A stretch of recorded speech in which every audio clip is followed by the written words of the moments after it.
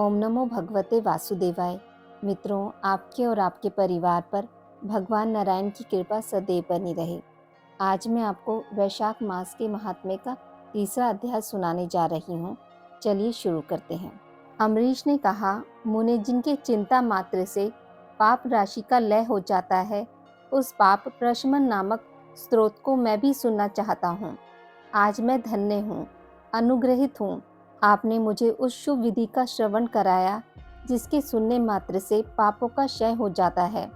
वैशाख मास में जो भगवान केशव के कल्याण में नामों का कीर्तन किया जाता है, उसी को मैं संसार में सबसे बड़ा पुण्य, पवित्र, मनोरम तथा एकमात्र सुकृत से भी सुलभ होने वाला शुभ कर्म मानता हूँ। अहो, जो लोग माधव मास में भगवान मधुसूदन के नामों का स्मरण करते हैं, वे धन्य हैं। अतः यदि आप उचित समझें तो मुझे पुनः माधव मास की पवित्र कथा सुनाएं। सूत जी कहते हैं, राजाओं में श्रेष्ठ हरिभक्त अम्बरीश का वचन सुनकर नारद मुनि को बड़ी प्रसन्नता हुई। यद्यपि वह वैशाख स्नान के लिए जाने को उत्कंठित थे, तथापि सत्संग में आनंद आने के कारण रुक गए और राजा से बोले।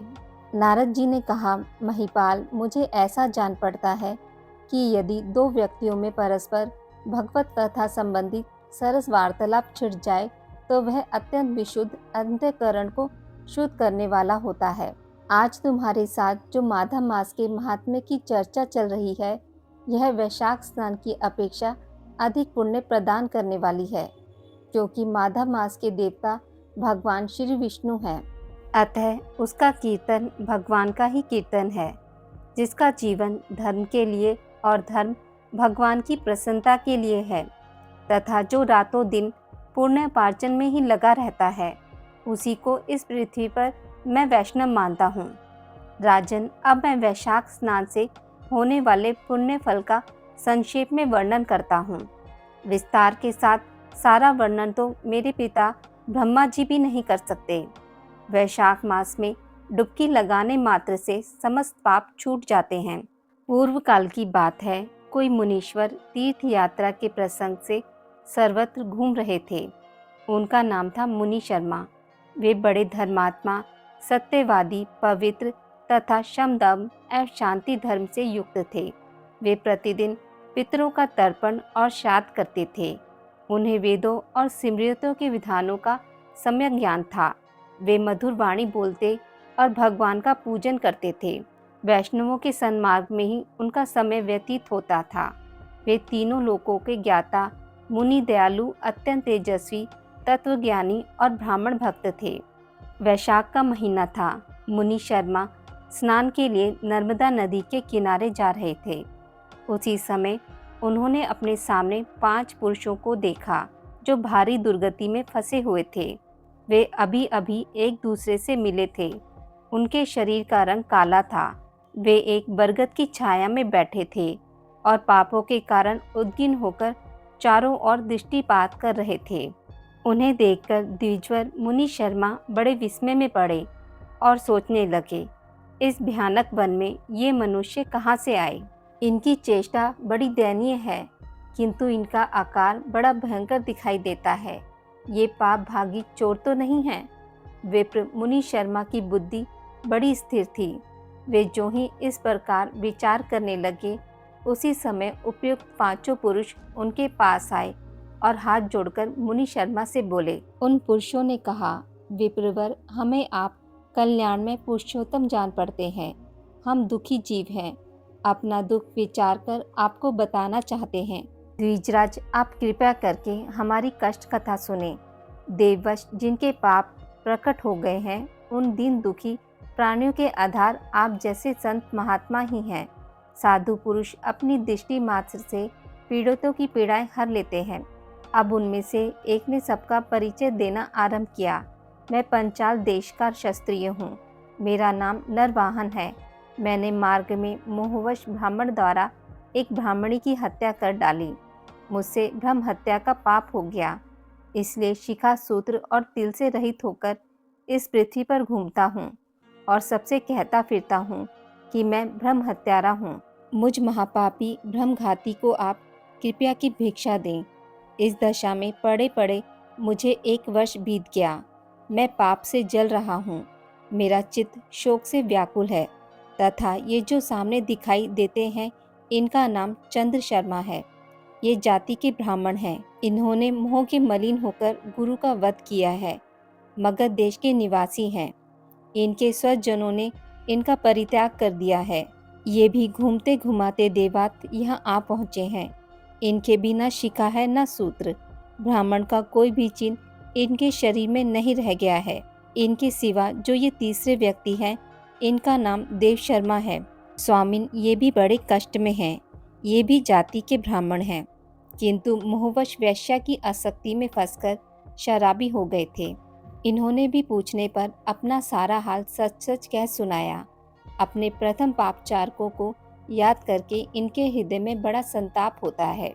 ये सदा मन संताप से पीड़ित रहते हैं। इनको इनकी स्त्री ने, बंधु बांधवों ने तथा गांव के सब लोगों ने वहां से निकाल दिया है। ये अपने उसी पाप के साथ भ्रमण करते हुए यहाँ आए हैं। ये चौथे महाशय जाति के वैश्य हैं। इनका नाम विदुर है। यह गुरु पत्नी के साथ समागम करने वाले हैं। इनकी माता मिथिला में जाकर वैश्या हो गई थी। इन्होंने मोहवश 3 महीने तक उसी का उपभोग किया है, परंतु जब असली बात का पता लगा तो बहुत दुखी होकर पृथ्वी पर विचरते हुए ये भी यहाँ आ पहुँचे हैं। हम में से ये जो 5वें दिखाई दे रहे हैं, ये भी वैश्य ही हैं। इनका नाम नंद है। ये पापियों का संसर्ग करने वाले महापापी हैं। इन्होंने प्रतिदिन धन के लालच में पड़कर बहुत चोरी की है। पातकों से आक्रांत हो जाने पर इन्हें स्वजनों ने त्याग दिया है। तब ये स्वयं भी खिन्न होकर देवात यहाँ आ पहुँचे हैं। इस प्रकार हम 5 महापापी एक स्थान पर जुट गए हैं। हम सब के सब दुखों से घिरे हुए हैं। अनेकों तीर्थों में घूम आए, मगर हमारा घोर पातक नहीं मिटता। आपको तेज से उद्दीप्त देखकर हम लोगों का मन प्रसन्न हो गया है। आप जैसे साधु पुरुष के पुण्यमय दर्शन से हमारे पातकों के अंत होने की सूचना मिल रही है। स्वामिन, कोई ऐसा उपाय बताइए जिससे हम लोगों के पापों का नाश हो जाए। प्रभु, आप वेदार्थ के ज्ञाता और परम दयालु जान पड़ते हैं। आपसे हमें उद्धार की बड़ी आशा है। मुनि शर्मा ने कहा, तुम लोगों ने अज्ञानतावश पाप किया, किंतु इसके लिए तुम्हारे हृदय में अनुताप है तथा तुम सबके सब सत्य बोल रहे हो। इस कारण तुम्हारे ऊपर अनुग्रह करना मेरा कर्तव्य है। मैं अपनी भुजा ऊपर उठाकर कहता हूँ, मेरी सत्य बातें सुनो। पूर्व काल में जब मुनियों का समुदाय एकत्रित हुआ था, उस समय मैंने महर्षि अंगिराग के मुख से जो कुछ सुना था, वही वेद शास्त्रों में भी देखा। वह सबके लिए विश्वास करने योग्य है। मेरी आराधना से संतुष्ट हुए स्वयं भगवान विष्णु ने भी पहले ऐसी ही बात बताई थी। वह इस प्रकार है, भोजन से बढ़कर दूसरा कोई तृप्ति का स्थान नहीं है। पिता से बढ़कर कोई गुरु नहीं है। ब्राह्मणों से उत्तम दूसरा कोई पात्र नहीं है तथा भगवान विष्णु से श्रेष्ठ दूसरा कोई देवता नहीं है। गंगा की समानता करने वाला कोई तीर्थ, गोदान की तुलना करने वाला कोई दान, गायत्री के समान जप, एकादशी के तुल्य व्रत, भार्या के सदृश मित्र, दया के समान धर्म तथा स्वतंत्रता के समान सुख नहीं है। गृहस्थ से बढ़कर कोई आश्रम, सत्य से बढ़कर सदाचार नहीं है।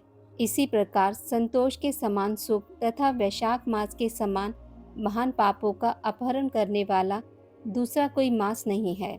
वैशाख मास भगवान मधुसूदन को बहुत प्रिय है। गंगा आदि तीर्थों में तो वैशाख स्नान का सुयोग अत्यंत दुर्लभ है। उस समय गंगा, यमुना तथा नर्मदा की प्राप्ति कठिन होती है। जो शुद्ध हृदय वाला मनुष्य भगवान के भजन में तत्पर हो, पूरे वैशाख भर प्रातः काल गंगा स्नान करता है, वह सब पापों से मुक्त होकर परम गति को प्राप्त होता है। इसलिए पुण्य के सारभूत इस वैशाख मास में तुम सभी पातकी मेरे साथ नर्मदा तट पर चलो और उसमें गोते लगाओ। नर्मदा के जल का मुनि लोग भी सेवन करते हैं। वह समस्त पापों के भय का नाश करने वाला है। मुनि के यूं कहने पर वे सब पापी उनके साथ अद्भुत पुण्य प्रदान करने वाली नर्मदा की प्रशंसा करते हुए उसके तट पर गए। किनारे पहुंचकर ब्राह्मण श्रेष्ठ मुनि शर्मा का चित्त प्रसन्न हो गया। उन्होंने वेदोक्त विधि के अनुसार नर्मदा के जल में प्रातः स्नान किया। उपयुक्त पांचों पापियों ने भी ब्राह्मण के कहने से जो ही नर्मदा में डुबकी लगाई तो ही उनके शरीर का रंग बदल गया। वे तत्काल सुवर्ण के समान कांतिमान हो गए। फिर मुनि शर्मा ने सब लोगों के सामने उन्हें पाप प्रशमन नामक स्तोत्र सुनाया। भूपाल, अब तुम पाप प्रशमन नामक स्तोत्र सुनो। इसका भक्ति पूर्वक श्रवण करके भी मनुष्य पाप राशि से मुक्त हो जाता है। इसके चिंतन मात्र से बहुतेरे पापी शुद्ध हो चुके हैं। इसके सिवा और भी बहुत से मनुष्य इस स्तोत्र का सहारा लेकर अज्ञान जनित पाप से मुक्त हो गए हैं। जब मनुष्यों का चित्त पराई स्त्री, पराय धन तथा जीव हिंसा आदि की ओर जाए तो इस प्रायश्चित रूपा स्तुति की शरण लेनी चाहिए। यह स्तुति इस प्रकार है। संपूर्ण विश्व में व्यापक भगवान श्री विष्णु को सर्वदा नमस्कार है। विष्णु को बारंबार प्रणाम है। मैं अपने चित्त में विराजमान विष्णु को नमस्कार करता हूँ। मैं अपने अहंकार में व्याप्त श्री हरि को मस्तक झुकाता हूँ। श्री विष्णु चित्त में विराजमान ईश्वर अव्यक्त अनंत अपराजित, सबके द्वारा सत्वन करने योग्य तथा आदि अनंत से रहित हैं। ऐसे श्री हरि को मैं नित्य निरंतर प्रणाम करता हूँ। जो विष्णु मेरे चित्त में विराजमान है, जो विष्णु मेरी बुद्धि में स्थित है, जो विष्णु मेरे अहंकार में व्याप्त हैं तथा जो विष्णु सदा मेरे स्वरूप में स्थित हैं, वे ही कर्ता होकर सब कुछ करते हैं। उन विष्णु भगवान का चिंतन करने पर चराचर प्राणियों का सारा पाप नष्ट हो जाता है। जो ध्यान करने और स्वप्न में दिखने पर भी पापियों का पाप हर लेते हैं तथा चरणों में पड़े हुए शरणागत भक्त जिन्हें अत्यंत प्रिय हैं, उन वामन रूपधारी भगवान श्री विष्णु को नमस्कार करता हूँ। जो अजन्मा, अक्षर और अविनाशी है तथा अवलंब शून्य संसार में हाथ का सहारा देने वाला है। स्तोत्रों द्वारा जिनकी स्तुति की जाती है, उन सनातन श्री विष्णु को मैं प्रणाम करता हूँ। हे सर्वेश्वर, हे ईश्वर, हे व्यापक परमात्मा, हे अशोधज, हे इंद्रियों का शासन करने वाले अंतर्यामी हर्षिकेश, आपको बारंबार नमस्कार है। हे नरसिंह, हे अनंत, हे गोविंद, हे भूतभावन, हे केशव, हे जनार्दन, मेरे दुर्वचन, दुष्कर्म और दुष्चिंतन को शीघ्र नष्ट कीजिए। महाबाहो, मेरी प्रार्थना सुनिए। अपने चित्त के वश में होकर मैंने कुछ बुरा चिंतन किया हो, उसको शांत कर दीजिए। ब्राह्मणों का हित साधन करने वाले देवता गोविंद, परमात्म में तत्पर रहने वाले जगन्नाथ, जगत को धारण करने वाले अच्युत, मेरे पापों का नाश कीजिए। मैंने पूर्वाह, सायाह्न, मध्याह्न तथा रात्रि के समय शरीर, मन और वाणी के द्वारा जानकर या अनजाने में जो कुछ पाप किया हो, वह सब हषिकेश, पुंडरीकाक्ष और माधव, इन तीनों नाम के उच्चारण से नष्ट हो जाएं। हषिकेश, आपके नामोच्चारण से मेरा शारीरिक पाप नष्ट हो जाए। पुंडरीकाक्ष, आपके स्मरण से मेरे मानस पाप शांत हो जाएं तथा माधव, आपके नाम कीर्तन से मेरे वाचिक पाप नाश हो जाएं।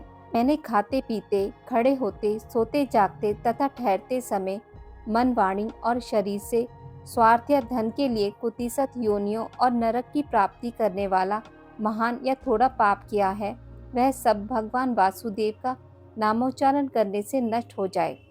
जिसे परब्रह्म, परम धाम और परम पवित्र कहते हैं, वह तत्व भगवान विष्णु ही हैं। इन श्री विष्णु भगवान का कीर्तन करने से मेरे जो भी पाप हों, वे सब नष्ट हो जाएं। जो गंध और स्पर्श रहित है, ज्ञानी पुरुष जिस प्रकार पुनः इस संसार में नहीं लौटते, वह श्री विष्णु का ही परम पद है। वह सब मुझे पूर्ण रूप से प्राप्त हो जाए। यह पाप प्रशमन नामक स्तोत्र है। जो मनुष्य इसे पढ़ता और सुनता है, वह शरीर, मन और वाणी द्वारा किए हुए पापों से मुक्त हो जाता है।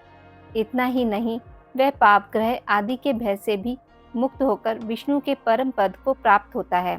यह स्तोत्र सब पापों का नाशक तथा पाप राशि का प्रायश्चित है। इसलिए श्रेष्ठ मनुष्य को पूर्ण प्रयत्न करके इस स्तोत्र का पाठ करना चाहिए। राजन, इस स्तोत्र के श्रवण मात्र से पूर्व जन्म तथा इस जन्म के किए हुए पाप भी तत्काल नष्ट हो जाते हैं। यह स्तोत्र पाप रूपी वृक्ष के लिए कुठार और पाप में ईंधन के लिए दावा नल है। पाप राशि रूपी अंधकार समूह का नाश करने के लिए यह स्तोत्र सूर्य के समान है। मैंने संपूर्ण जगत पर अनुग्रह करने के लिए इसे तुम्हारे सामने प्रकाशित किया है। इसके पुण्य में महात्म्य का वर्णन करने में स्वयं श्री हरि भी समर्थ नहीं हैं। वैशाख मास महात्म्य का तीसरा अध्याय यहीं पर समाप्त होता है।